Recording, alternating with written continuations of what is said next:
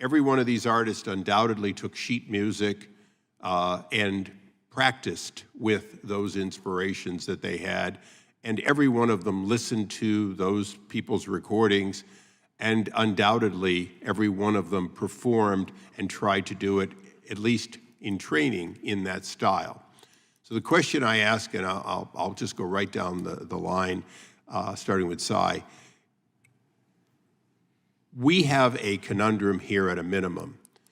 If I am taking a class, high school, college, whatever, the material used for that is typically paid for as copyrighted material once in order to educate me.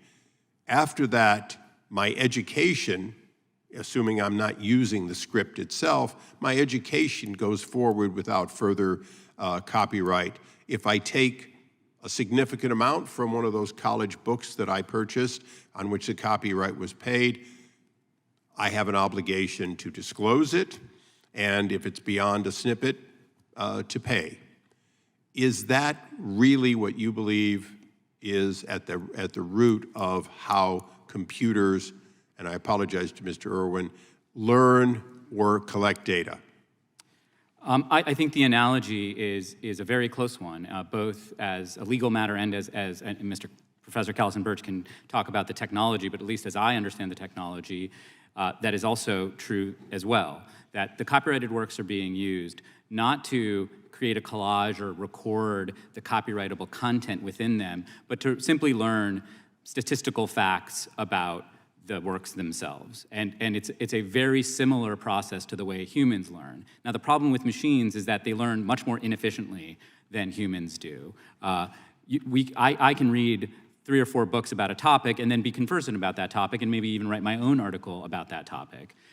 Machines are not that skilled. They haven't quite caught up to us yet. And so they require, to do a similar kind of learning, they require billions and billions of pieces of work in order to reach those same learnings. But just because they're a bad student doesn't mean that the copyrighted material shouldn't be paid for, does it? Now, the question of whether it should be paid for is a different question. But you're the lawyer, and gentlemen on this end want their work paid for even if it's used in the classroom. And that's the final part of this question, bringing it all back together, is you two have been very good at calling this education, training, et cetera. And if the analogy of the classroom, of teaching, of learning is there is also the analogy that this copyrighted material is paid for. You know, you didn't go to the public library, so to speak. You went and got this material and ingested it, just as I ingested, for the most part, my college years. So I'll go to Mr. Burch. I really want to get through this for everyone because I think it's part of what brings a close to this hearing. Thank you. This is a great analogy. So again, I think it highlights the fact that these systems are learning, and they're learning facts about the world, and those facts are not copyrightable.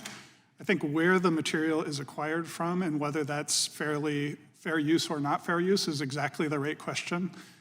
You know, many of my students learn by going out to the internet and retrieving facts from the internet. They do not pay for.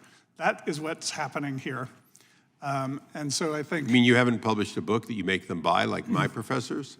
I No have not published a book that I have forced my students to buy.